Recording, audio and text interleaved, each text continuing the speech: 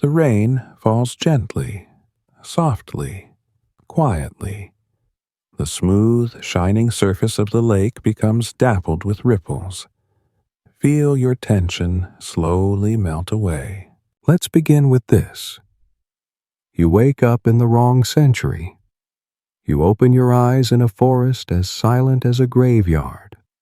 Not the kind of peaceful silence you hope for after a long day, but the kind of silence that makes your brain whisper, "Why is nothing making a sound?" No car horns, no fan humming, not even the neighbors fighting over the washing machine. Just the crunch of dry leaves and birds chirping like they're telling ghost stories in a haunted tone. The air is damp, cold, and smells of rotting earth. You realize you're lying on the ground, your back aching like a horse just kicked your spine, and your heart pounding like a village drum alerting a fire. You don't know where you are, but you know one thing for certain. This is not your average Monday morning. You try to jump up, or at least you try, because the ground is soggy and your body feels like wood. The darkness is so thick, it's as if someone ladled it from last week's stew, dense and lightless. You pull out your phone, a reflex as natural as breathing. 3% battery. No signal. No Wi-Fi. No hope. All you've got is a cold, useless lock screen, like a one-way ticket to nowhere. You try to breathe. The smell in the air is so foreign that your nose seems confused. Burnt wood, wet leaves, a hint of animal dung, and something that smells like unwashed musk, the scent of a world that's never heard the word sanitizer. You look down at yourself, jeans, a hoodie, sneakers. Your entire being is screaming, "I'm from the wrong century." You look like a messenger from the planet polyester. For a split second, you imagine walking into a village only to be chased out as a suspected witch, or worse, a talking mushroom. No. You need to act. Right now. You frantically strip off your modern clothes and bury them under a bush like evidence of a crime. You smear mud on your face, unsure if you're camouflaging or punishing yourself. Then, you start crawling toward the flickering light in the distance. The path you take, or rather, the path that chooses you, is a slick mud track, like a skating rink opened during a rainstorm. Each step is a visual comedy, feet sliding, butt crashing, and your soul disconnecting in protest. Finally, you see the village. Not the romantic movie kind with cozy bakeries and warm yellow lanterns, but the kind where every house looks ready to collapse from exhaustion. Thatch roofs dangle like wigs after a windstorm, and the air reeks of wood smoke, cow dung, and the stale scent of cold despair.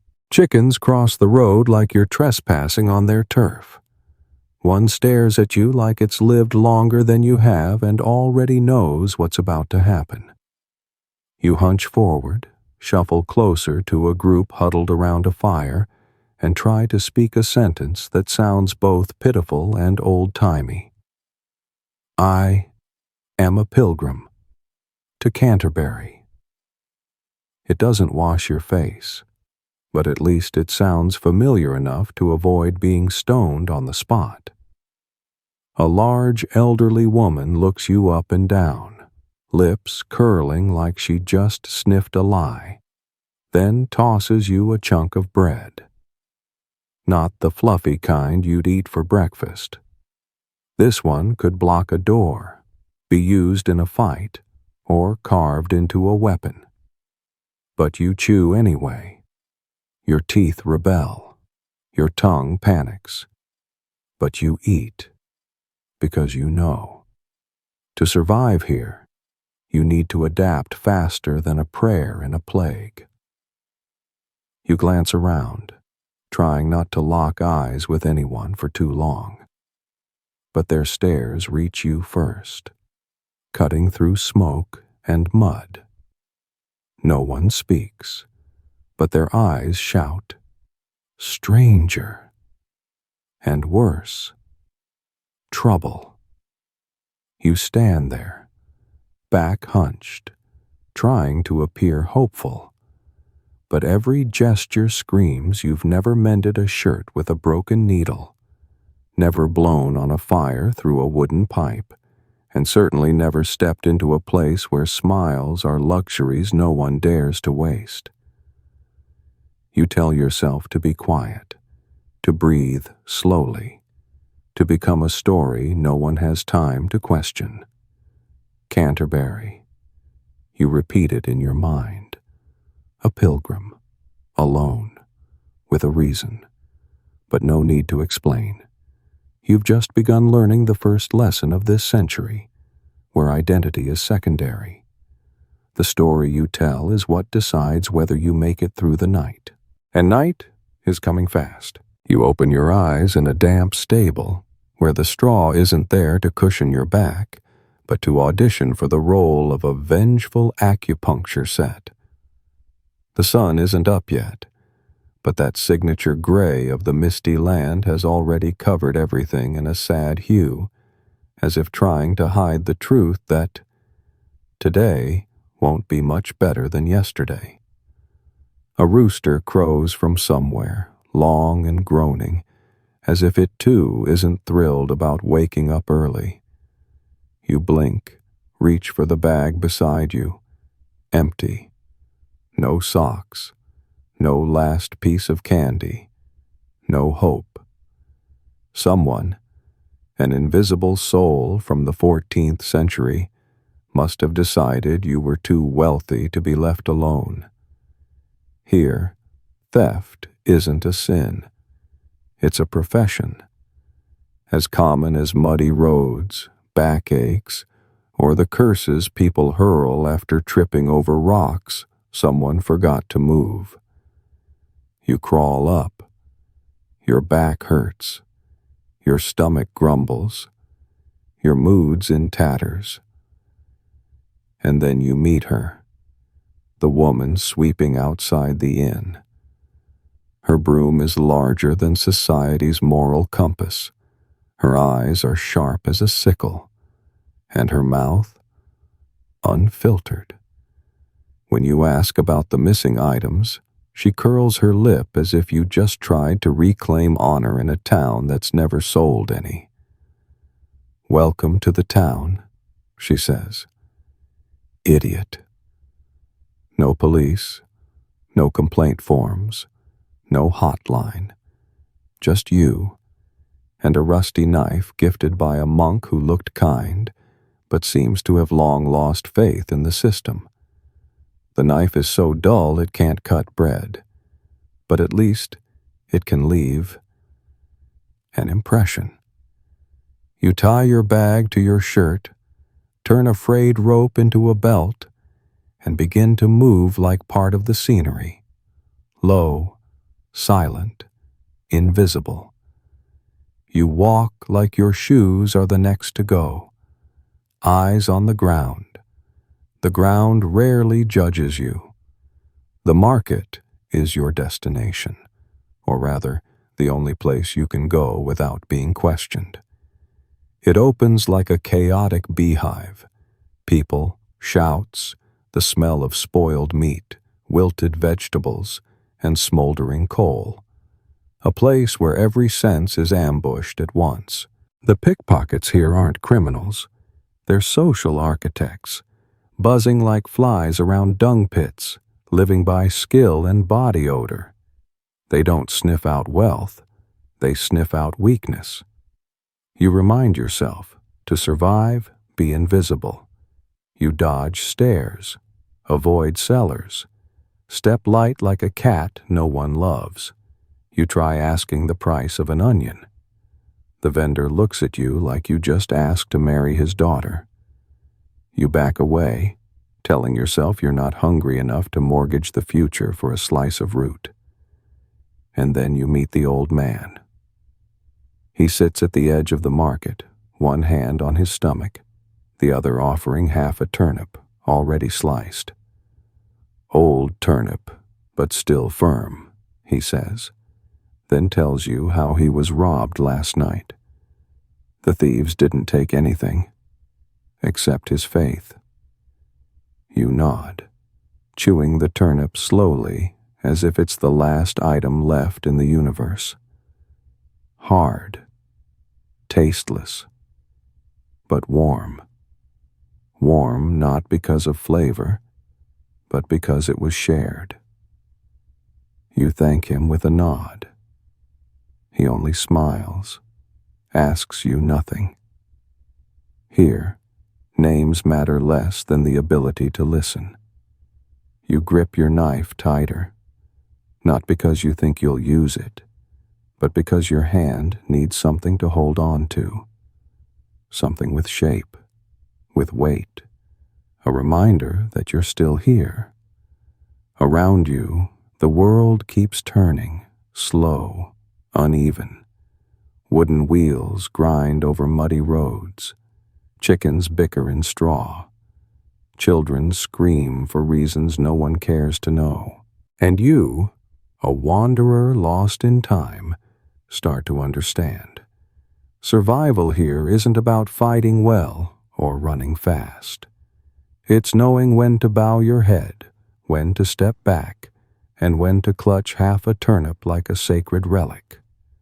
You have no place to sleep tonight, no idea what dinner might be, but at least you've learned your first lesson.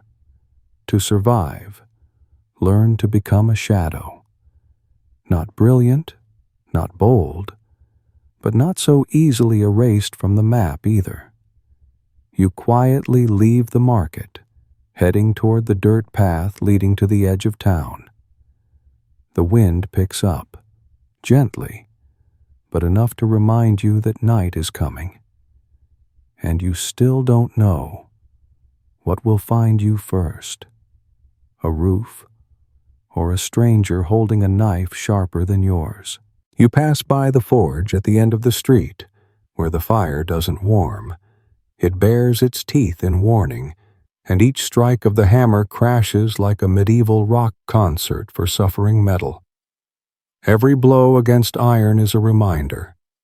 This place isn't for the weak, and certainly not for anyone without a defined role in the meat pie that is 14th century social structure. The smell of burning iron, sweat, and smoke slaps you in the face as if the forge itself is growling.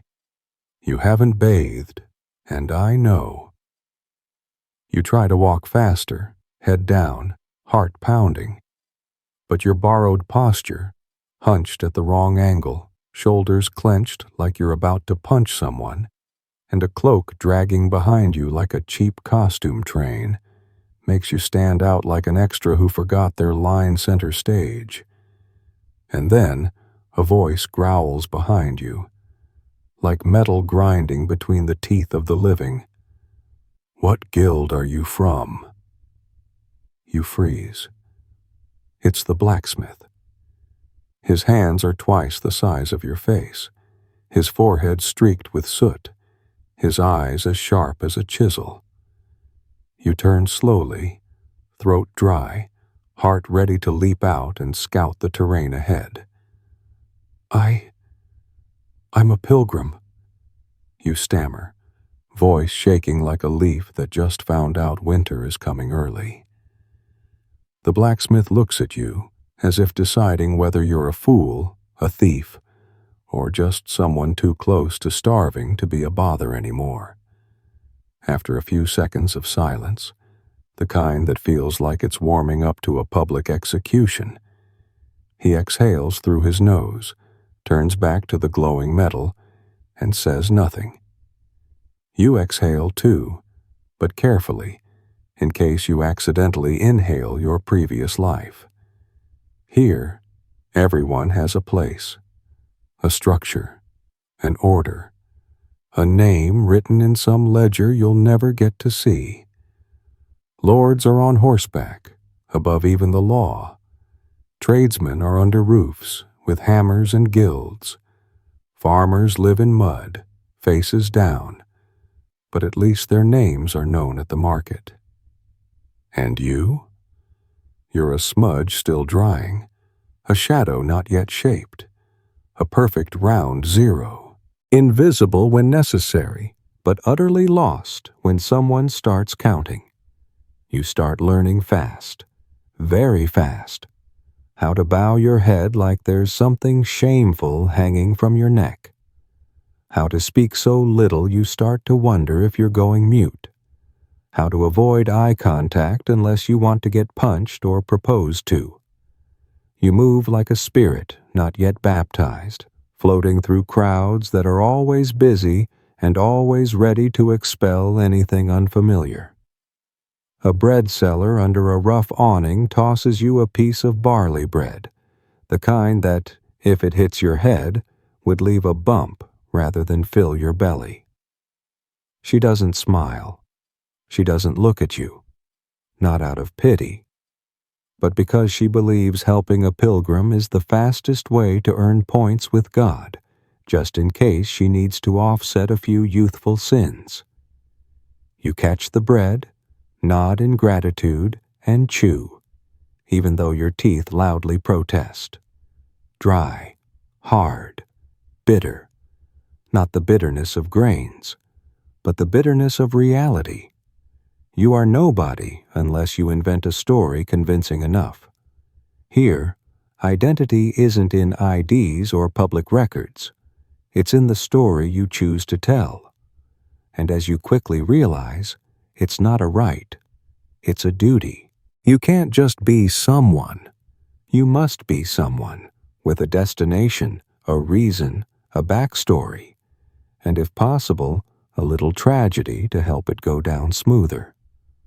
Pilgrim is a safe choice, but only if you tell it right. If you forget the name of where you're headed, or say you're from east of Manchester, which won't exist for another 500 years, you're toast. One slip, and you'll get beaten by stale bread and cursed out by a midwife with authority. You begin to rehearse, in your head, on your lips, when no one's listening. I'm a pilgrim. I'm from a small village in the north. I'm heading to Canterbury to atone for my family's sins. My cousin is sick. I travel alone because my parents died in the plague. You add details each day. Each retelling smooths out the rough edges. Each version erases a crack in the imaginary painting you now live inside. No one asked you much today, but sooner or later, someone will. Sooner or later, you'll face someone who knows better, speaks differently, sees deeper, and you're not sure if you'll survive that. You tighten your sash, adjust your shoulders, bite into another chunk of barley bread hard enough to build a wall with, and keep moving. The street ahead leads to the side market. You need work. You need shelter. You need to survive one more day without being exposed. And you don't yet know. The first trap is waiting, just around the next corner. You cling to your pilgrim disguise the way a cat clings to a windowsill in a storm. I'm going to Canterbury, you repeat, your voice just reverent enough, just hoarse enough to carry the weight of holy exhaustion. You have no idea what St. Thomas Becket looked like, but you still whisper a plea in your mind, asking him to help you survive the scrutiny of this century. A gaze capable of peeling lies faster than any modern truth detection machine. The stable boy you test your story on first just nods, expressionless, as if you'd told him, "Might rain tomorrow." To him, a pilgrim is no different than a lost horse. As long as you don't trample the hay or spread disease, you earn the right to exist. You understand now. Pilgrim is a golden card. It neatly packages everything you need: faith, wandering, the right to be questioned less, and the sacred permission to remain silent. A pilgrim can be hungry, dirty, directionless, sleepless, illogical, and still be forgiven, because they're walking toward the place of forgiveness. You begin weaving the tale. A distant village with no name, the vaguer, the better. A sick cousin, maybe with a strange illness. The harder to verify, the better. You travel alone because your family is busy in the fields, or dead from the plague, or because no one back home believes in God anymore. Depends on the day. You rehearse how to tell it, pausing in the right places, eyes gazing into some tragic distance, hands clenched like someone who just had a shouting match with fate.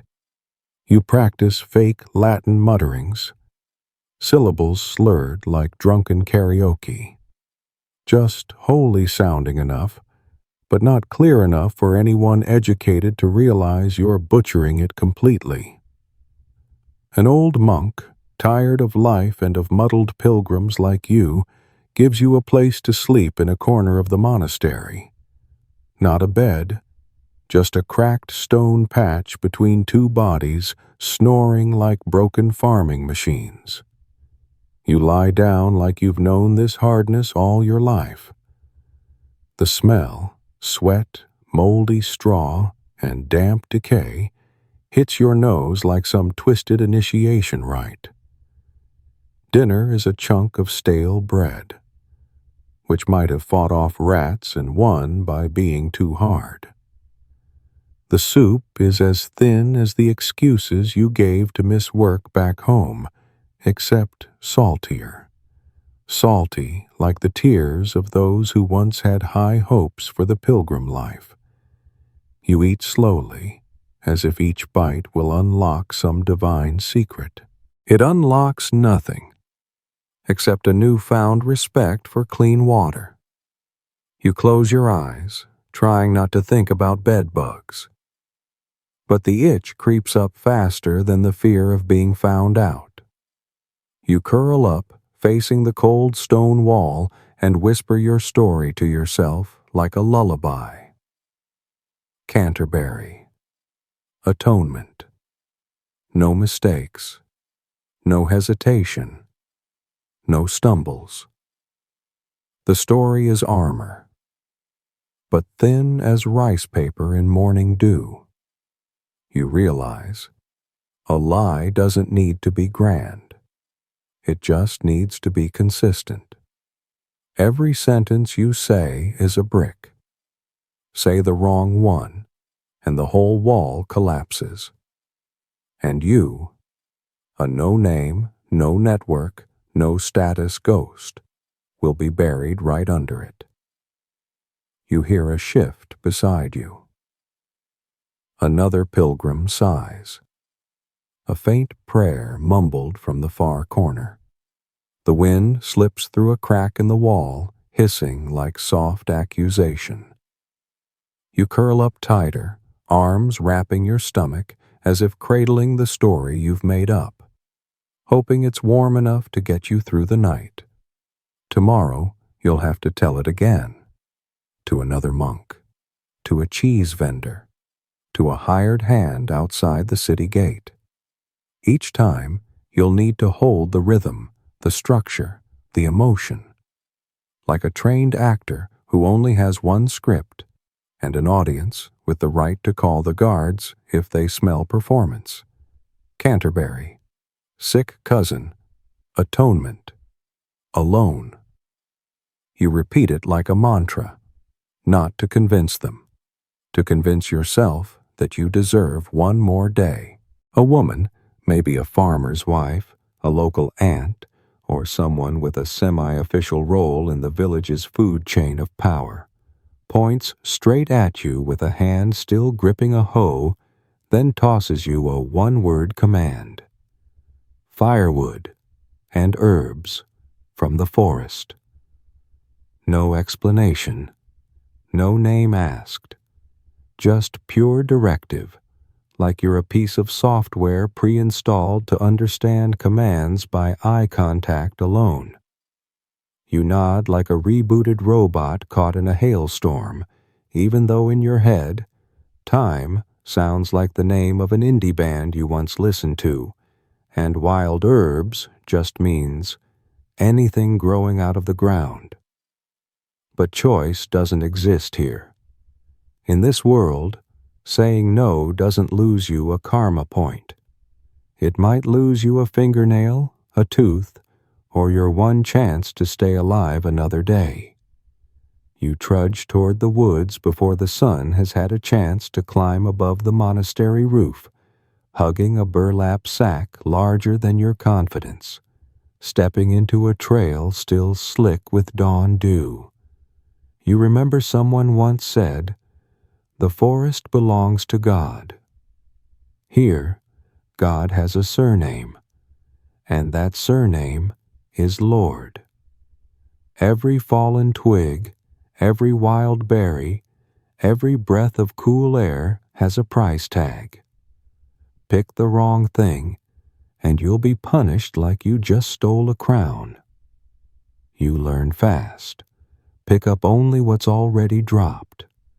Gather leaves that grow low.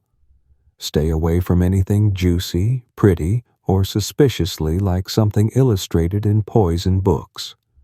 Mugwort, plantain, nettle, wortweed, names you half remember from the turnip breath lecture of that same woman.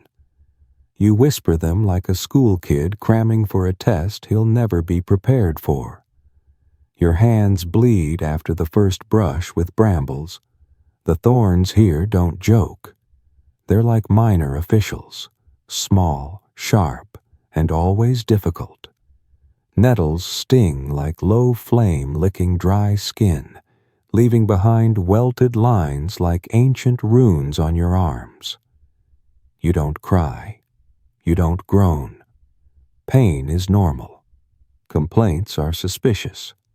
You crouch low, trying to make yourself as small as possible. In the woods, maybe no one sees you work, but something is always watching. Maybe a thief, or something worse. A branch snaps behind you. You freeze. A squirrel, or a deer. You hope? But in this world, you've learned not to check. Just bow your head, move quickly, and hope the day ends early. By noon, you find a rock dry enough to sit on without squishing something that hisses. Lunch is barley bread so hard, you suspect it once moonlighted as brick in a fireplace.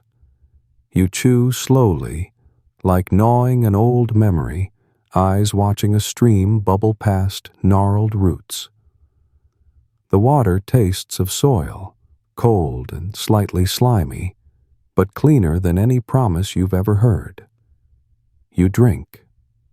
You don't say thanks, because you don't know who to thank. You just swallow quietly, as if making peace with the root of everything. By afternoon, your shoulders burn, neck stiff, fingers numb. Each step becomes a silent prayer. Don't slip. Don't get lost. Don't meet anyone. And then dusk falls, quick and final, like a door slammed without goodbye. You return to the village, firewood on your back, herbs dangling like invisible trophies, and the soul of someone who's just survived a job interview with fate. The woman takes the goods without a word, then drops into your hand a turnip, uncooked, unsalted, unexplained. A turnip, white, cold, and looking at you as if it too is offended to be used as currency. You want to scream. A turnip? After hours of brambles, sniffing weeds, dodging death in the woods? But you don't say it. You bow your head, grip the turnip like shaking hands with a smug winner. Here, gratitude is safer than rebellion. A complaint might earn you, what? A bruise, or never getting hired again. That night, you return to the stable. The same spot, same stink, same straw, and lie down between two old cows. You cradle the turnip like an old friend from another life. Not because you love it, but because, in this world, holding on to anything overnight is a miracle. Outside, the wind rises. You close your eyes, not because you're sleepy, but because there's nothing left worth keeping them open for. And you don't yet know that tomorrow the small job waiting for you at the village gate comes with a smile you should never trust. You once thought you were well prepared. You read the books. You practiced the language. You even listened to podcasts about Old English from the Beowulf era. You whispered, "Whet," in front of the mirror like it was the key to unlock every door in the 14th century. But then you stepped into the market and realized what you learned wasn't medieval English. It was dream English, the kind that's been scrubbed clean, polished, and carefully footnoted. Reality? Very different. People speak like they're in a rap battle at 2x speed.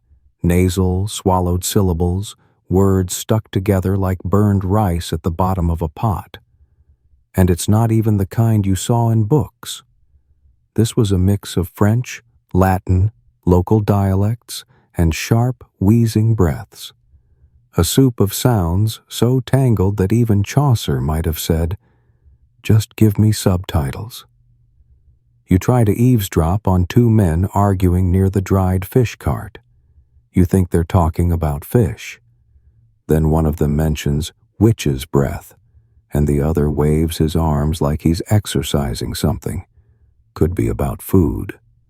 Could be about magic. Or both.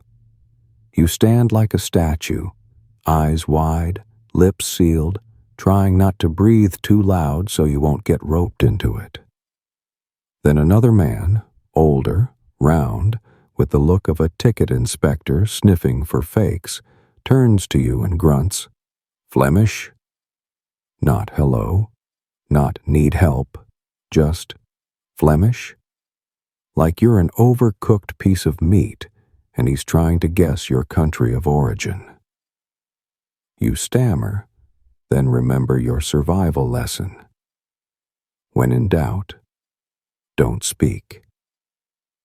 You raise a hand to your throat, fake a sore neck, shrug like a sad little mime. He looks at you, considering whether you're worth a follow-up, then turns away as if you weren't worth the effort. That's your win.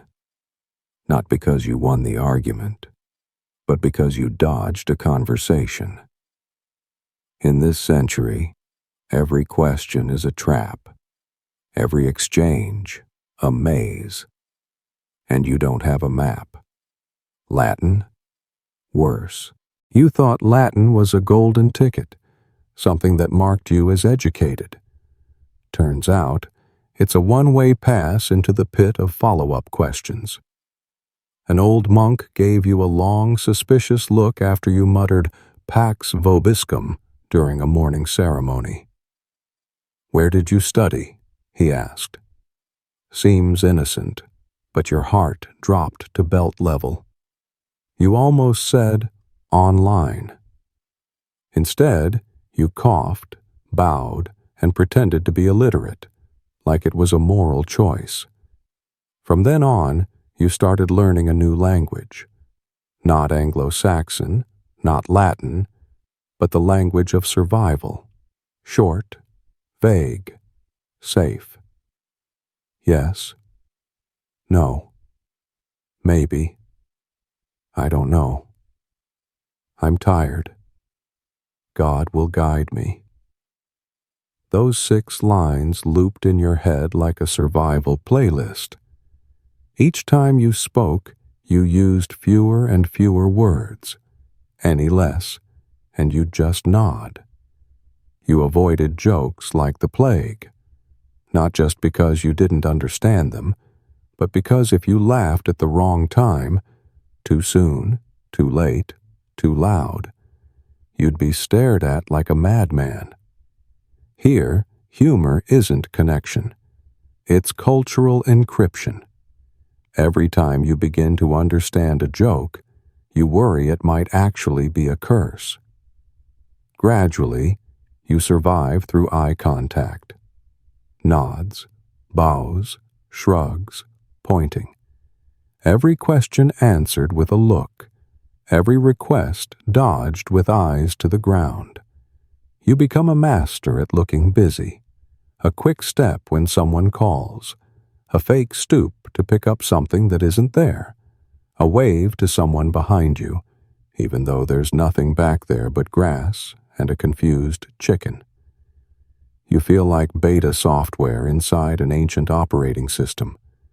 Each sentence is a block of code, and you don't have the update.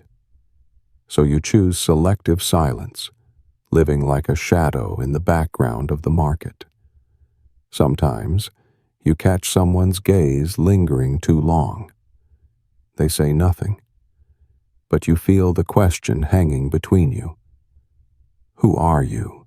And you know, someday, that gaze won't pass you by. It will stop. And when it does, the story you've memorized, word for word, might no longer be enough. But that's a problem for another day. For now, you bow your head, turn away, and whisper to yourself, like every day, yes, no, I'm on pilgrimage.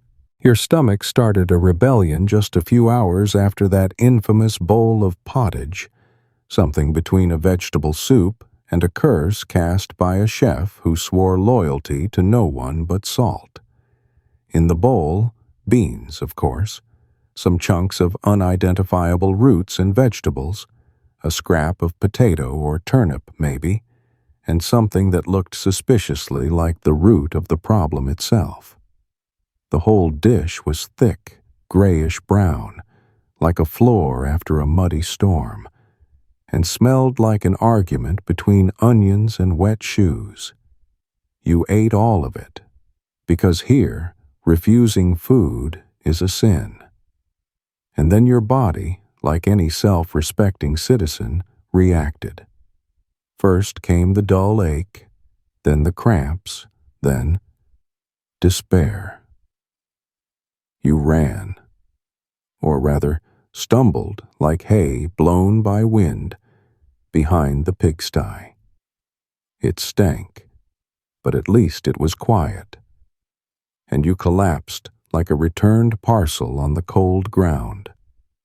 You curled up, clutching your stomach, cold sweat pouring like September hail. You groaned among the smells of mud, pigs, and the creeping sense that if this was where you die, may no one ever raise a statue in your name. Spring water, old bread, the very things that once kept you alive now stood accused in the murder of your intestines. You didn't know if it was bacteria, bad luck, or the looming specter of starvation. All you knew was that your digestive system had submitted a letter of resignation. In this century, sickness isn't blamed on viruses. It's bad air. It's God's will. It's because you stood near someone with sin in their soul, or maybe you just didn't burn enough incense on the full moon. Science hadn't been invited to the party. And germs? That sounds like the name of a goblin in a folk tale. You lay there, panting like a punctured water skin, just hoping that if you were going to die, please, at least after lunch. Then someone arrived. Not an angel, not a doctor, a nun. Small frame, eyes sharp like the knife used to cut communion bread, and a hand holding something.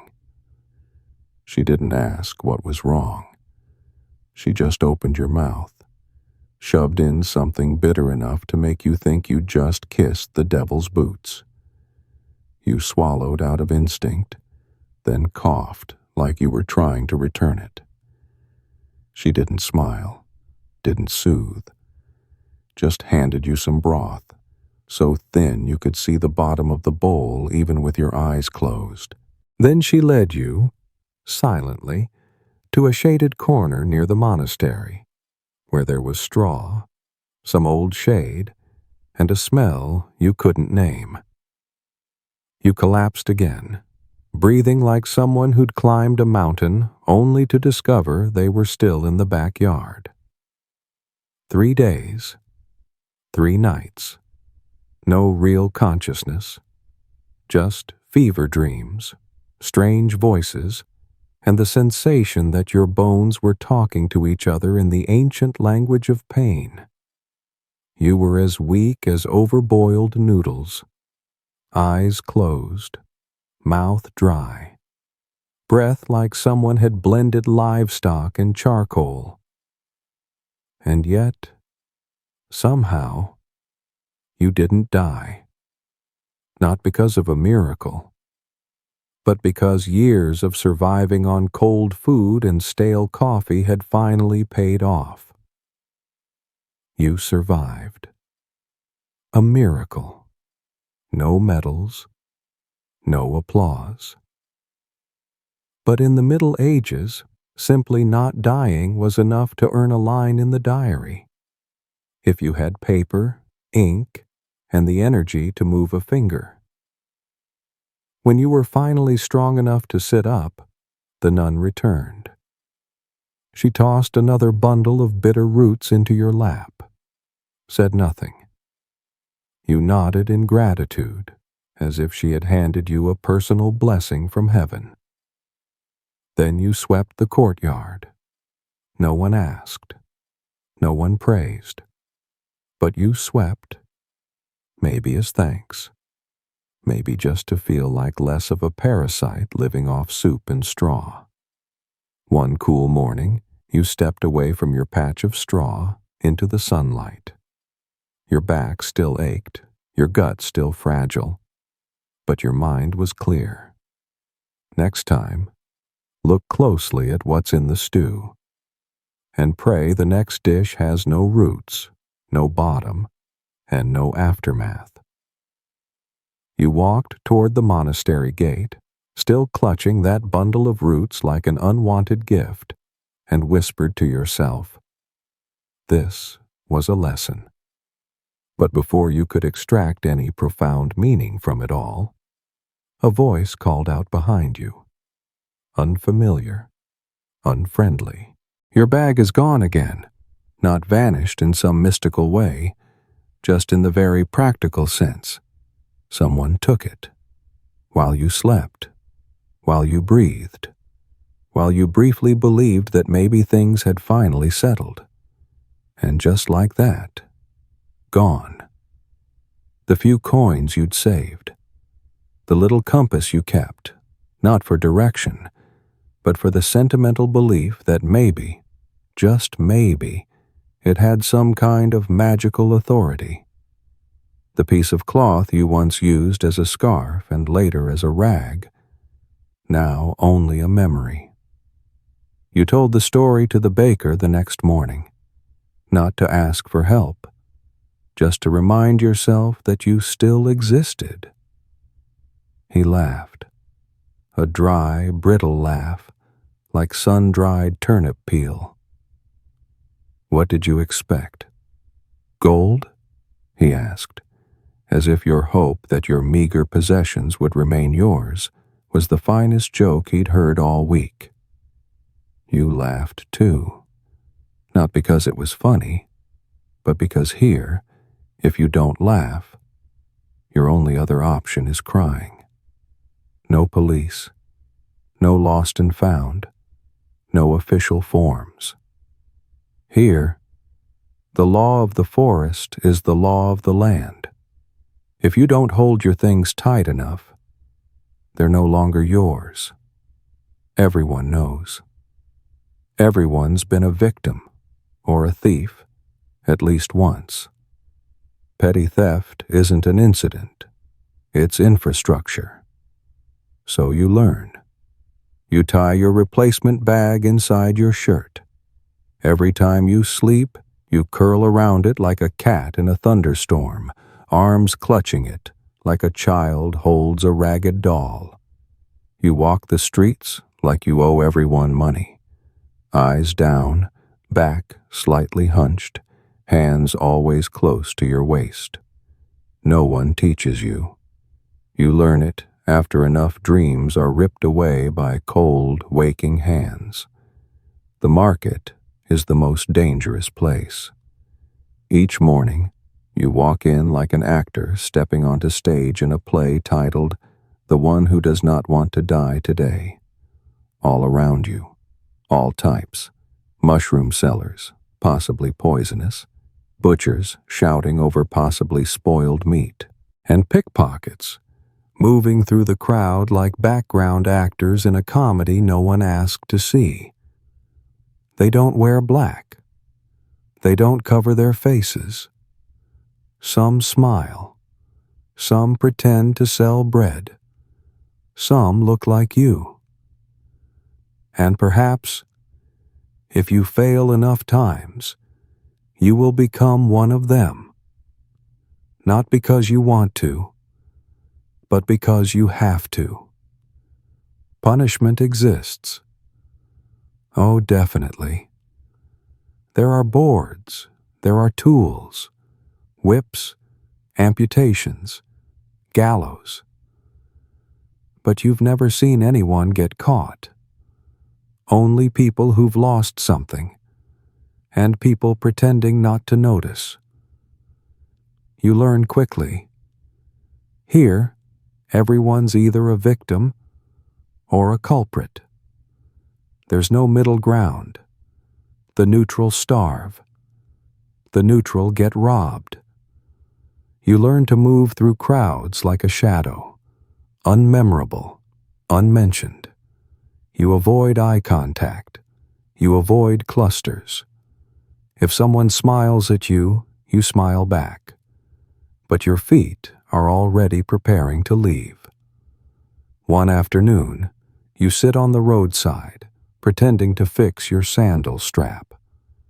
Not because it's broken, but because you need an excuse to observe. An old man comes and sits beside you.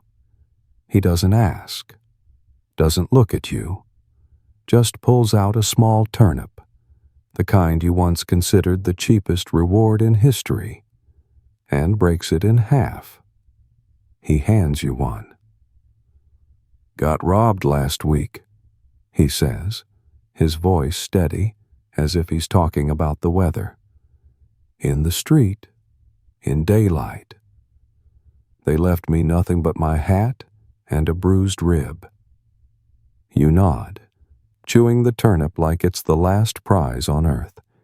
It tastes of dirt, a hint of spice, a little bitterness. But it's real, not a dream.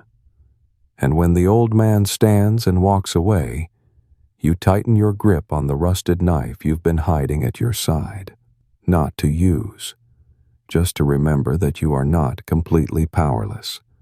You've learned to live like a shadow. Now, you're beginning to learn to live like a thorn. All you wanted was warmth, just once, to sit by a fire without needing to bow, without being shoved aside for not having the proper standing. So when you saw that empty seat by the hearth in the tavern, you sat down like a stray cat curling into the first patch of sunlight it could find. Mistake. 3 men turned to look at you as if you had just sat on their crown. One of them, broad-shouldered, bearded, with eyes sharp enough to slice bread without a knife, growled, "Who do you think you are?"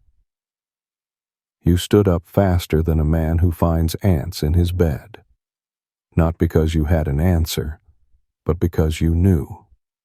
Here, not everyone has the right to place their behind just anywhere. A seat isn't just a place to sit. It's a badge of status.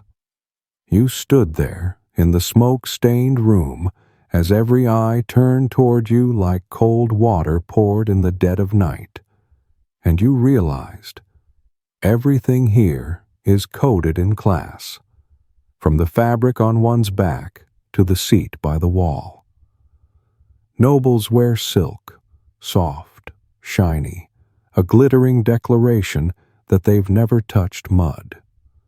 Merchants wear wool, clean, warm, creased, a message that they have money but choose subtlety. Farmers wear rough cloth, earth-colored, scratchy, like the lives they live. And you? You're a question with no answer. A pilgrim? A wanderer? No family? No position? Which means bottom of the barrel. No one had to say it. The glances said enough. You bowed your head as a woman passed by, her cloak lined with golden thread, a ring so large it could double as a cooking pot lid. You didn't know who she was, but the servant behind her called her the carpet merchant's lady. You bowed deep. She offered a faint smile. Her bodyguard looked at you like he was deciding which hand to punch you with. A few minutes later, you tried again, this time with someone lower. An old man carrying soup passed by, and you remembered a tip from a medieval etiquette book. Assert authority over the low, so the high may notice you. You snapped at him like a makeshift noble. He turned, glanced, and spit into your soup. No one said anything, but someone nearby nodded, as if they'd just witnessed a lesson in humility well taught. Later, a blacksmith sat near you. He didn't smile, didn't introduce himself, just looked at you and said, "Don't touch silk. Don't look at nobility. Green means lord. Blue means scholar. Gray means monk. You should wear shadow." You nodded, unsure what to say. But from that day on, you learned to live like a shadow. Step light, make no noise, eyes down, feet never brushing the hems of others. You sat in corners where the smoke was thickest, laughed quietly, spoke little, and stepped back in every situation. Not because you were timid, but because you'd learned invisibility is safety. But being invisible is exhausting. Every step is a calculation. Every nod, a move in a social chess match. Every meal, a scan to see who's watching, who's judging, who's about to shout because you sat too close to an embroidered tablecloth. You lived like an extra in a play where no one gave you the script, but the whole village knows you flubbed the line. At night, you lay on straw, staring up at cracked beams, and dreamed. Not of hot soup, or steady fire, or a bag untouched by thieves. You dreamed of a world where no one cared what you wore, where people didn't judge by thread or stitch, where chairs weren't ranked like battlefield command posts, where you could walk into a room and not feel like silence wrapped in borrowed fabric. A world that might not belong here. All you wanted was direction. Not to run away, not to cast spells, just to be sure you were heading east, or at the very least, not wandering in circles like a blindfolded chicken. So you pulled the compass from your bag, just for a second, just one quick glance, and then came the scream, sharp as a funeral trumpet. "Witch!" You turned. A scruffy little boy, missing teeth, clutching an onion, was pointing at you like you just turned water into blood. You shoved the compass back into your shirt, heart pounding like it was trying to escape your rib cage. Around you, people gathered. No one shouted, but the whispers were worse. "Demon. A sign. That thing spins without wind." You walked faster, not running. Running means guilt, but not too slow. Slow means you're surrounded. You moved like a breeze slipping through a crowd, eyes down, steps sure. But then came the voice you feared most. A pilgrim, with sorcery. The priest, white-haired, hollow-eyed, gripping his cross like it could measure your soul on sight. You veered away, mumbling a prayer stitched together from two random services you half remembered. He followed. Not fast, not loud, but steady, like a hound that's caught the scent. You thought fast. You couldn't drop the compass here. You couldn't hand it to him. And you couldn't explain magnetism without getting burned at the stake. So that night, you snuck into the woods, dug a hole with a wooden spoon, and buried the compass, like a childhood secret no one should ever dig up. You kept the matchbox, partly in case you ever needed fire, mostly because if you lost even that, you'd officially be a citizen of the 14th century. And you weren't ready. To avoid questions, you made something up. I learned to make fire from a Tibetan monk. No one knew where Tibet was. The story slid down like bad wine. Bitter, but passable. After that, you hid everything. Not just objects, your voice, your gestures, your instincts, even tiny habits, like checking a watch that no longer existed, or muttering lyrics to songs that had never been written. Every modern flicker was a stone tied to your ankle in a swamp of suspicion. Then one day, you saw her. A girl at the market, wearing sandals. In winter. No fur lining, no wool, just bare straps, bare feet, and eyes scanning the crowd like she was afraid to be seen. You knew. Not from the clothes, from the loneliness. That look. The one you saw in the mirror when you first got here. A face not made for this time. Pretending, blending, but still standing out like a hymn sung in the wrong key. You almost stepped forward. Part of you wanted to ask, "Are you?" Part of you just wanted someone else who existed. But you stepped back, because to stand out is suicide. Two strangers locking eyes in a medieval square might as well paint targets on their backs.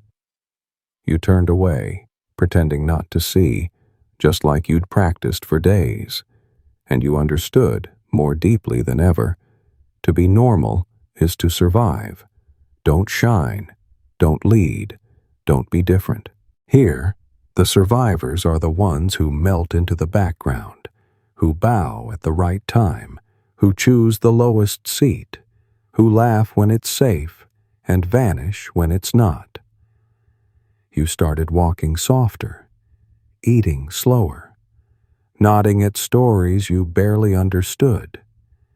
You learned to hug the edges, speak just enough, and never, ever take anything out of your pocket when there were children nearby. And when night fell, you didn't dream of phones or Netflix or iced coffee with milk or GPS. You dreamed of becoming someone ordinary, someone no one noticed. But can you really live forever as just a shadow? You lie on a bed of old straw, tangled like the threads of time, your coat wrapped around you, smelling like you just cuddled an entire garbage heap. The scent of sweat, smoke, rotting meat, and something that resembles ancient mystery fills the air.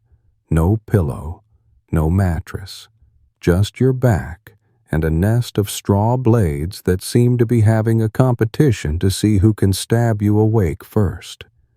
You doze off, and you dream, not of home, not of parties or music, but of running water, of foamy white soap, of clean socks, of slipping into dry clothes without having to sniff them first. These dreams make you want to cry, or at the very least, wish you could smell your own armpit without passing out. A rooster crows. Not the cheerful kind from cartoons, but the graw, graw, graw kind, echoing and brutal, like the medieval version of an air raid siren. You jolt awake. Your neck is stiff as a log. Your legs resemble a muddy modernist painting, a mixture of grime, sweat, and dried blood. You inhale. Straw. Manure. People. All of it mixed together like someone bottled authentic Middle Ages and sprayed it right in your face. You're surviving, yes. But are you really living? Or just drifting along to the sound of church bells and the sharp crackle of a hungry stomach? No days off, no privacy, not a single moment that truly belongs to you. Even when you lie alone, you're lying beneath something.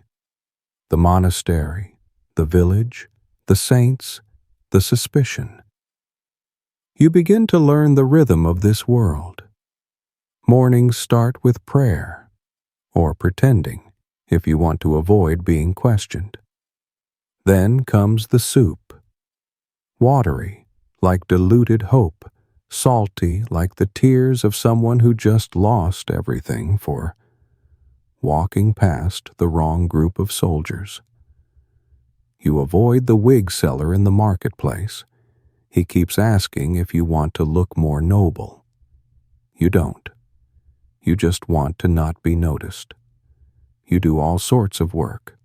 Unloading crates, stacking straw, helping a farmer round up runaway chickens.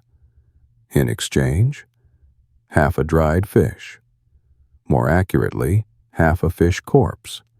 Head intact, eyeball included. You unwrap it and see maggots waving at you like old friends. You hand it back. No refunds, just a glare that says, "Are you the kind of person who prefers fish without maggots?" You eat broken crusts of bread scavenged from a collapsed stall. Not because it tastes good, but because there's no other choice.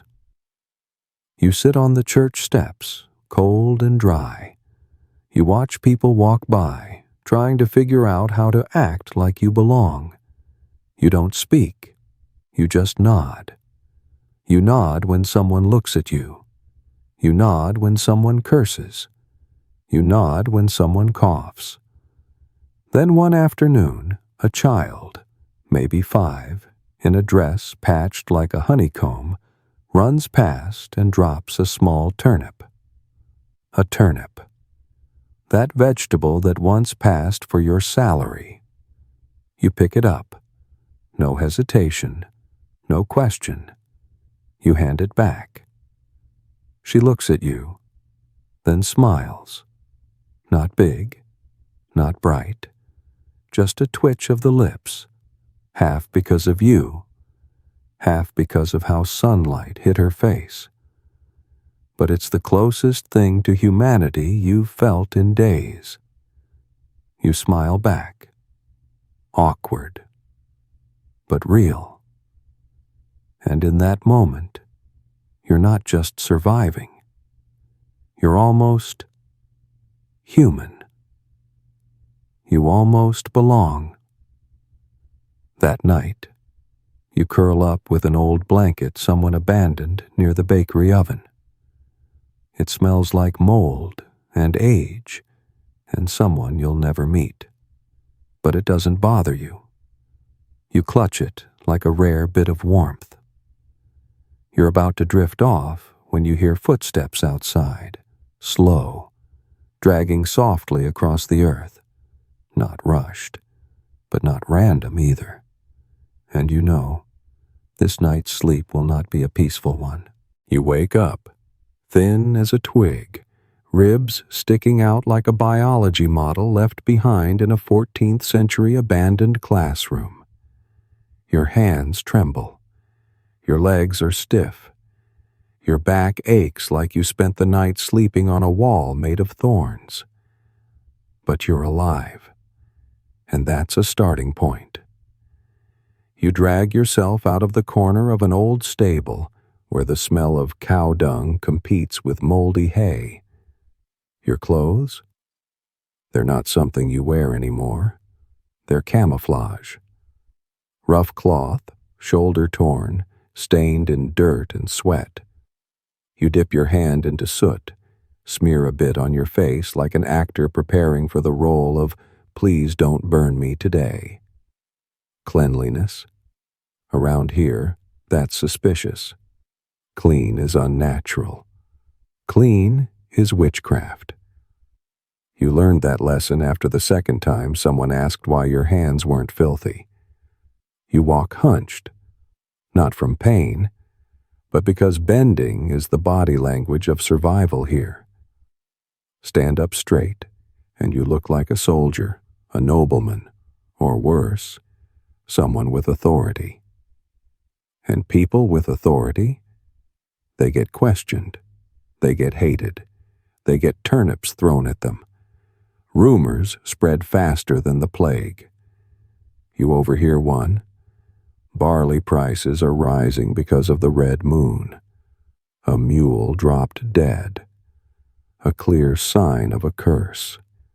You nod solemnly, eyes wide as if you've just deciphered scripture. Yes, you say, the moon affects the harvest. An old woman nods back, acknowledging you like a scholar who just spoke divine truth. You have no idea what the moon does, but you've learned. Repeating rumors is the fastest way to avoid getting burned. You also learn what words not to say. Kilometer makes an old man cough like you just hexed his livestock. Tuesday makes a blacksmith pause mid-swing and ask if you're possessed. So now you stick to simple words. Good. No. Is that so? No full sentences, no rounded grammar. A complete phrase might make people think you're clergy or a spy. Once, you slipped up and said, "Definitely." The cobbler stopped, stared at you like you just crawled out of a dragon's stomach. "What?" he asked. You stammered, then corrected. Yes. Good." He nodded. Didn't believe you, but didn't punch you either. That was enough. That day, the bread vendor called you pilgrim without the usual smirk. Progress. You bowed your head, voice low. God's grace. She handed you a loaf hard as stone, but warm. You didn't eat it immediately. You held it like a medal, proof that you fooled a society with no Wi-Fi but plenty of suspicion. At night, you don't sleep indoors anymore. You learned that lesson. Houses mean people. People mean questions. You sleep behind a wall, where the wind hisses like moans from a graveyard. You curl around your bundle, cloth scraps, half a turnip, matches, a knife. The knife is dull but sharp in your imagination. You lay it by your side, not because you know how to use it, but because it helps you sleep. You don't dream of home anymore. You dream of not being looked at for more than 3 seconds, of asking directions without being suspected of spying for the French, of being able to say, "I'm tired," without someone asking if tired is a herb or a demon. You dream of a clean sock. You understand now. Survival isn't enough. Assimilation is the gold medal of the medieval Olympics, and every time you say yes in the right tone, nod at the right angle, avoid eye contact at just the right moment, you're one step closer to that goal. But tonight, you hear a strange sound. Not wind, not rats. Footsteps, getting closer, slower. You grip your knife, not to fight, but to remind yourself that you're still clinging to this world, a world that's terrifying, absurd, and painfully, undeniably real. You hold your breath. The footsteps stop, and someone knocks on the wall. You wake up in an old storage shed, where mold and rotting wood mix together like the signature perfume of the Dark Ages. The blanket over you isn't for warmth. It's a reminder. This is not your home, and you're not allowed to forget that. The fabric is so worn that light seeps through the holes, and it smells like a pigsty rag after a village feast. Your coat, now stiff and soaked with the past, reeks like a battlefield long since abandoned. Mud, ash, and sweat are caked into every crease. You move like a breathing plank of wood, hunching as you step outside. Your skin hits the wind like it's pressing against a dull knife. But you're alive. And in this world, that counts as an achievement. Your compass, the only piece of metal that reminded you of an age with electricity and GPS, was buried 2 nights ago, deep under the roots of a tree. You dug with bare hands, hid it like a crime, because here, anything strange is magic. And magic means witchcraft. And witches don't get second mentions. You've learned to speak less. And when you do speak, you say only what people want to hear. Santiago, you say, 5 times today. To the carpenter, the onion vendor, the water carrier, the guard, and the blind man on the church steps. You don't know where Santiago is. Europe? The Middle East? Under the sea? Doesn't matter. It's far enough that no one asks directions. And more importantly, it sounds holy. You wear a tunic rough as a grain sack, the fabric scratching your skin like a wooden blade. The shoulders are patched with twine, the chest is worn thin. Each step is a test in becoming. You keep your head down, avoid eye contact. Look at anyone too long, 3 seconds, and they'll ask who you are.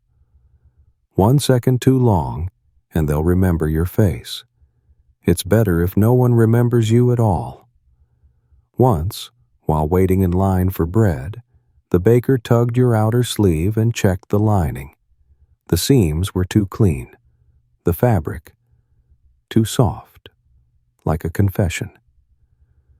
"This isn't cloth from our village," he said, voice calm but sharp as a paring knife. You broke into sweat, then lied. "A monk sewed it for me, after I helped fix his roof." His face didn't change, just a nod, the kind of nod given by someone who's heard 100 lies, but doesn't find this one worth chasing. You took the loaf, hard as river stone, muttered thanks in a low tone, and walked off slowly like a drifting breeze, heart quivering like a drawn bow. That afternoon, you helped a child who had fallen, knee scraped, blood running. Without thinking, you took the little bottle of liquor hidden in your sleeve, dabbed it on a cloth, and cleaned the wound. The child winced, but didn't cry. You wrapped it in torn fabric and told them to rest. 3 days later, the wound was clean, healed, as if by miracle. You thought you'd done something good, but the village didn't think so. The whispers began. The pilgrim heals with his hands. His touch makes wounds close. He's not ordinary. You felt a chill run down your spine. They didn't call you a witch, not yet, but they called you interesting. And around here, interesting is dangerous. Interesting is step 1 to kindling and fire. You patched your tunic with rougher cloth. You tried to look even more ordinary than dirt. From then on, when asked, you said only, "The Lord leads me." Short, vague, pious enough to be safe. You saw their suspicious eyes soften. No one argues with God. No one dares. Then you saw her again, the girl in the sandals, still wandering, still barefoot in cold mud. But this time, 2 old women stared longer, and a soldier whispered near the well, "She's not one of us." You nodded, then walked away. You didn't want to know more, didn't want to get involved. 1 odd person is a curiosity. 2 is a reason to light torches. You knew that well. That night, you sleep again in the shed. Same darkness, same mold, same knife tucked by your ribs. Not for defense, but as a reminder, there's still a thin line between you and the abyss. You whisper a prayer, not because you believe, but because someone might be listening through the cracks in the wall. And if your words sound true enough, sad enough, repentant enough, maybe you'll live through one more night. You wake up to the smell of dung, mold, and smoke, tangled together like some ancient curse someone accidentally splashed across your face. That smell doesn't make you gag anymore, doesn't scare you. It whispers, "Good morning, insignificant creature." You inhale, exhale, and admit it. You've grown used to it. This scent is the only blanket you get each night, the official fragrance of the Middle Ages, bottled for those stubborn enough not to die during the cold season. You rise from the damp pile of straw, damp like a stable mop, your shirt stuck to your skin like the shed shell of a dead shrimp. You walk into the day as if there were no other option, because really, there isn't. You're still breathing, and that, right now, is the only thing tying you to this place. You pass the tannery, where animals are slit open and their hides peeled off like unwanted skin. The acidic stench of stale urine seeps through the air, the smell of blood, of raw leather. But you don't cover your nose. You don't gag. You just squint, like someone passing a bad food stall in a familiar city. Every squish of guts, every trickle of blood, it's all part of the rotting symphony of this world. And somehow, you've become a note in it. Moldy bread? A snack. Muddy river water? A countryside cocktail. You drink without thinking. Eat without asking. Your stomach no longer revolts. It quietly processes whatever comes in, like a sad machine on autopilot. Nausea is now a soft memory, like the internet, or hot showers, or whoever your best friend used to be. Your skin's gone rough. Blisters have calloused over. Your fingertips feel like bark. Your body odor could be its own reality show. But your nose stopped participating weeks ago. You don't know if you're adapting or decomposing. But you keep walking, keep chewing bread like you're gnawing stone. You've learned the rhythm of this place like a song you never had to rehearse. Church bells. The groan of the blacksmith's hammer. The shriek of a chicken tossed into a pot. Every day is a replay. Every night, a test of your mind. Your phone died long ago, not because of the battery, but because of belief. It stopped being a doorway home and became a useless hunk of metal you buried like a tiny corpse. Now, you think about turnips more than notifications. You care more about who's eyeing your bag than who's texting you. You look around and start to get it. This isn't a place to live. This is a place to persist. The child you once helped now hauls 2 buckets of water, each bigger than their head. An old woman coughs like her lungs are leaking in installments. A firewood cellar fell into a dung pit and no one helped. Not because they're cruel. Because if you stop, you fall too. You lie on the straw, shoulders stiff, back swollen, wrapped in a blanket that clings like the damp skin of the underworld. Your cloth bag rests against your chest, not for safety, but because it's the last thing you truly own.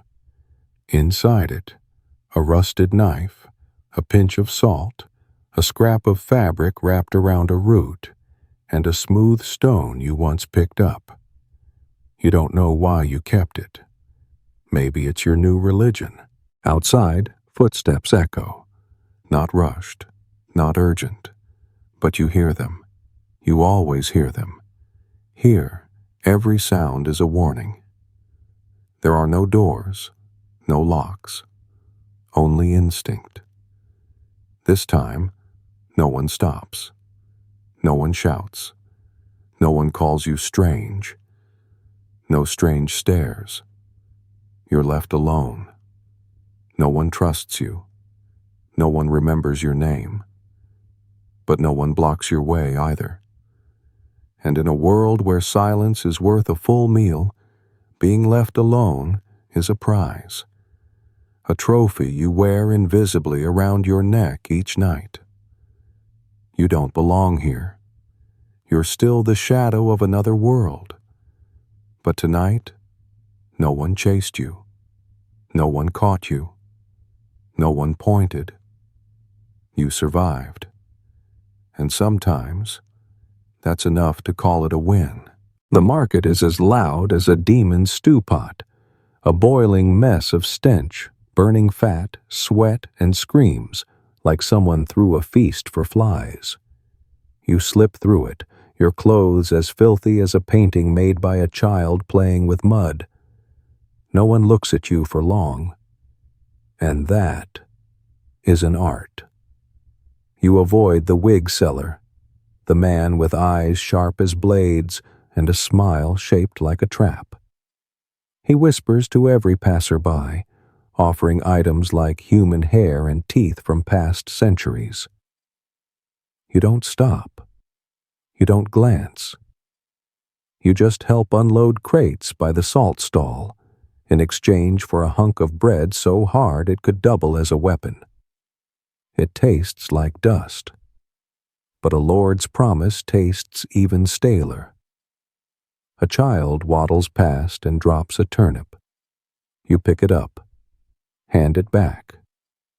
The child smiles, toothless, wordless, just a brief warmth like wind on the neck. And in this place, a smile is worth more than a coin, because anyone still smiling is still human. You understand now. Invisibility is your armor. You're the shadow at the edge of the market, the one behind the water buckets, the one crouched rinsing out barrels. No name, no past. And that's what keeps you breathing. But it's tiring, like dragging a cart through swamp. Each step is effort, not just of muscle, but of will. Smile less. Nod enough. Say nothing stupid. Especially, don't ask the price of spices. Sometimes, amid the noise and the stink of spoiled meat, you dream. You dream of soap, of faucets, of clean water, high pressure, warmth. You dream of scraping your tongue, of washcloths, and then you snap back. Church bells in your ear, cow dung in your nose. This world has no dreams, only a reality so clingy it wraps around your toes and climbs to your scalp. You see the children, thin as kindling, carrying sacks twice their size. Their faces blank, as if joy were a lost language from a fallen empire. You hear coughing, long, dry, aching, like a sad song that never ends. They're not alive. They endure. And so do you. You are their quiet copy, just with a different haircut, and a voice not yet claimed by this place. Your compass still lies buried in straw, a little disk of metal and glass that could get you killed if anyone decides it's witchcraft. But you keep it, like a charm, a secret promise to yourself that you came from somewhere else. And every time you feel lost, you whisper, Santiago, a name, a city you've never seen. But now, it's your charm, your reason, your direction without a map. You lower your gaze at every glance. Even a child's eyes can be a spear if you seem too strange. You learn to bow like you've done it all your life, not too low to seem fake, not too high to seem proud. The way a miller greets a tax collector, just enough to survive. A bread seller squints at you. Not quite asking, she says, "Pilgrim, right?" You nod. Nothing more. She nods back, tosses you a crust. No kindness, no cruelty, just emotion, like you're a roadside stone, and that's just what people do. And you know, in this world, not being questioned is a bigger reward than being fed. You chew the bread, It tastes like straw, lime, and thyme. But you chew carefully, swallow slowly, as if every bite is another vow. I'm not strange. I'm here. I'm one of you. You know, to blend in, you must disappear. You shed your identity like peeling an onion, one layer at a time. Every time you say, God leads me, you throw away a little of your former self. Every time you whisper Amen without knowing what it means, you add another layer of disguise. And for a moment, as you chew, nod, bow to the bread seller, and turn away, you almost believe you've always been here. No one shouts, no one stares, no one doubts. You're not home. Home is still far, like a star where you once spoke freely and slept clean. But right now, as you vanish into the crowd, disappear between the smell of smoked meat and rotting straw, you understand. Blending in is victory. It won't save you forever. It's only a thin shell. But today, it's enough to keep you alive. You curl up in the corner of the monastery, straw stabbing into your back like it's trying to file a complaint in Braille. Every piece a reminder. You were not invited here. Your coat smells like a pigsty after festival day. But you're still breathing, still moving, still conscious. Around here, that's practically an Olympic victory. A gold medal held up by sheer willpower. The compass, the one thing you once thought of as your spine, has now been buried deeper than any secret you carry. A priest glanced at you with eyes sharp enough to shave steel. You knew. If that look had lasted 3 seconds longer, you'd be the next trial. You don't explain anymore. You just repeat Santiago to anyone who asks. A name, a place, a whispered prayer. You say it 5 times a day, like a protective spell, even though maps now feel like dreams in a desert for the thirsty. Your shirt is so rough, if someone asked, you could swear it used to be a potato sack. It doesn't fit. It's not flattering.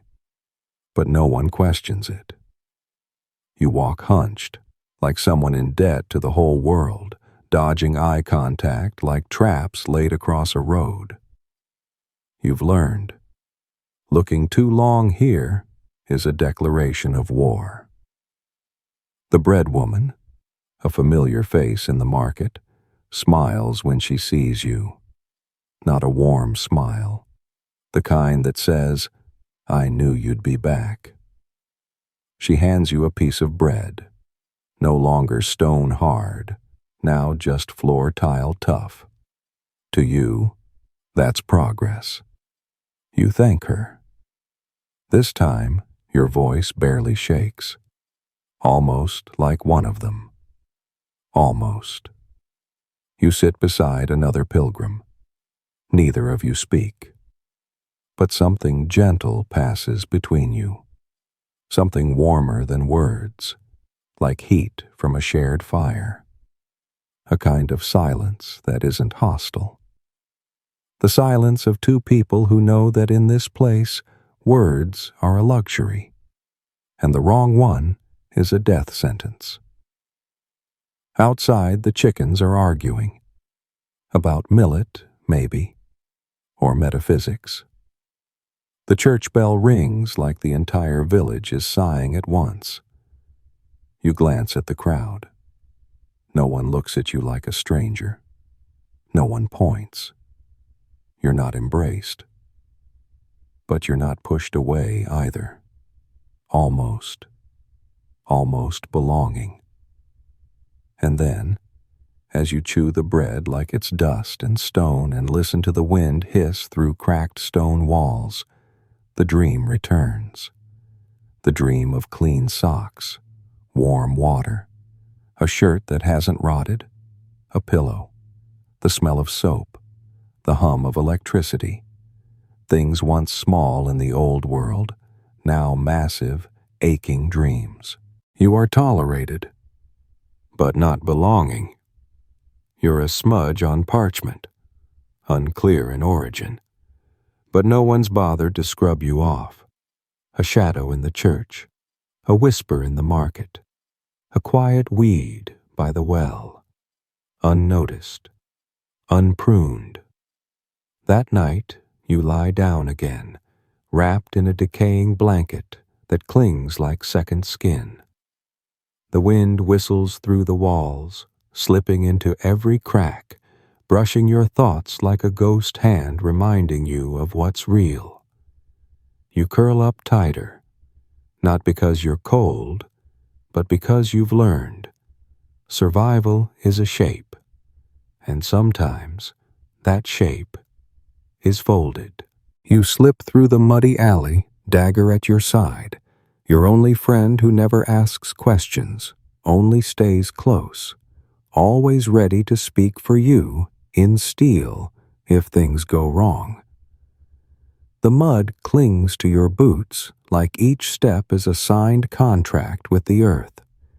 Every squelch is a soft protest from shoes that forgot they were shoes. Ahead, the market boils like a cauldron cursed by demons. Sweat, fat smoke, shouting, animals screaming, iron clanging, and curses flying. It's a festival of rot for the flies, and everyone's invited. But you're just a shadow of someone who used to be. You slip between bodies and beams of light, avoiding every eye as sharp as sickle teeth. You're not seen. And that is the art. You unload a crate of salt, hands shaking but steady. In return, a piece of bread. Not moldy. A miracle. You almost smile. But you don't. Your face is a map, and maps shouldn't wrinkle. A child runs past, drops a turnip. You pick it up, hand it back. In return, a smile. Small, bright, unarmored, like a candle lit in thick fog. For a second, you feel real, human.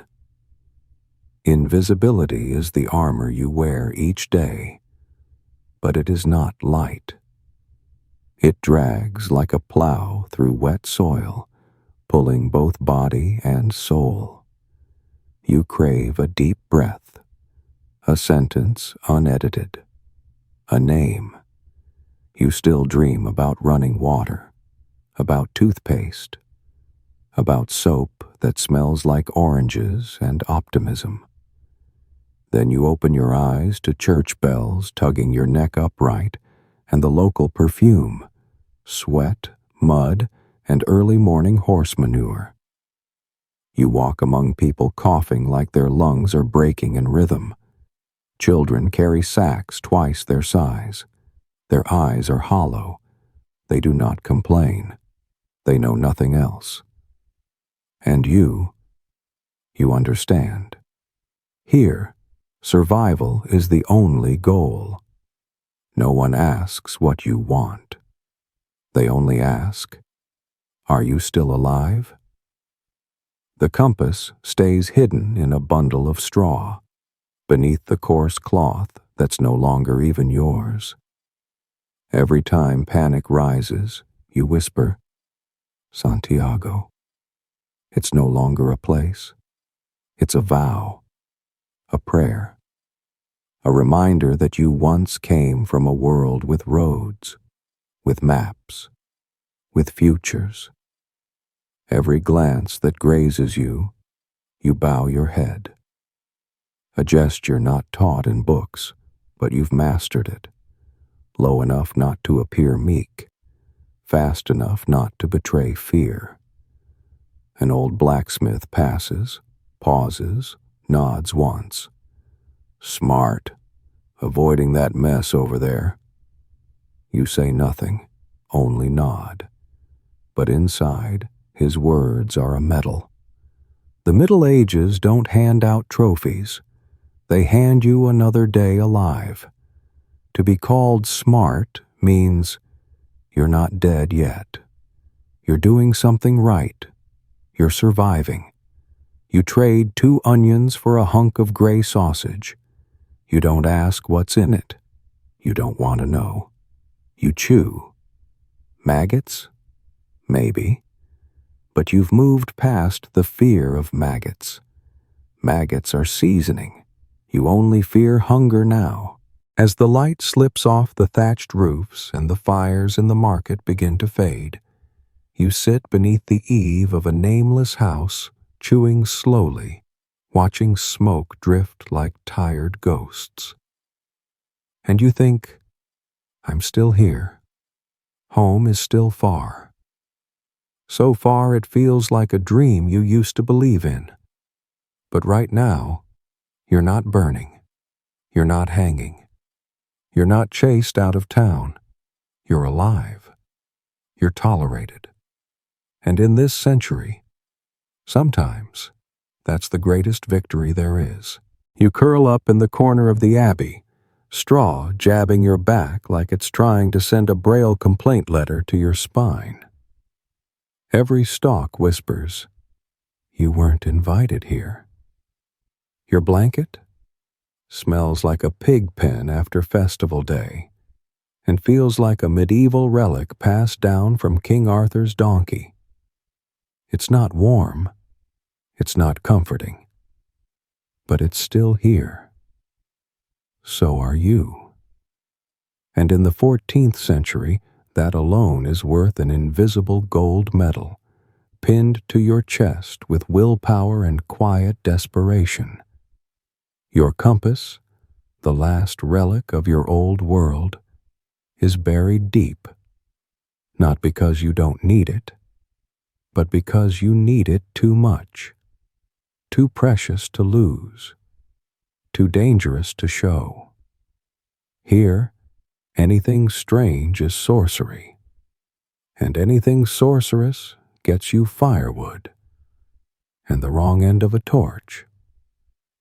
A priest stared at you too long once, and you felt it, that if his gaze lasted 3 more seconds, you'd be standing trial, barefoot, and already condemned. Now, every time your heart races, you whisper, Santiago. Not as a place, but as a spell, a lifeline, a whispered thread keeping your sanity above the mud. Your clothes feels like a sack once meant for potatoes. You walk hunched, not from pain, but because upright posture here screams privilege, and privilege gets interrogated. You avoid eye contact like it's a trap laid across the road. You've learned, staring too long isn't connection. It's provocation. Smiling wrong is firewood. Breathing wrong is blasphemy.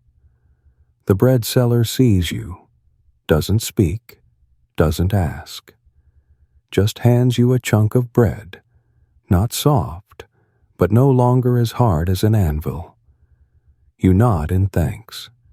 Your voice, now almost local, no longer the dry whisper of a fallen leaf. A small step. But in this place, a step without suspicion is a quiet victory. You sit beside another pilgrim. No words, no questions.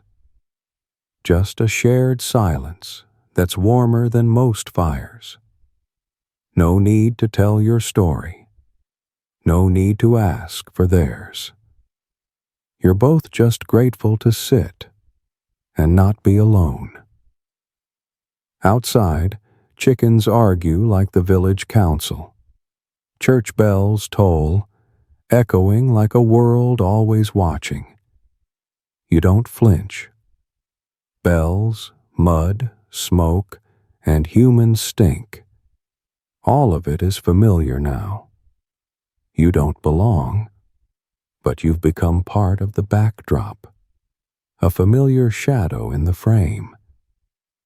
And then the dream slips in. Not while you sleep, but as you chew the bland bread.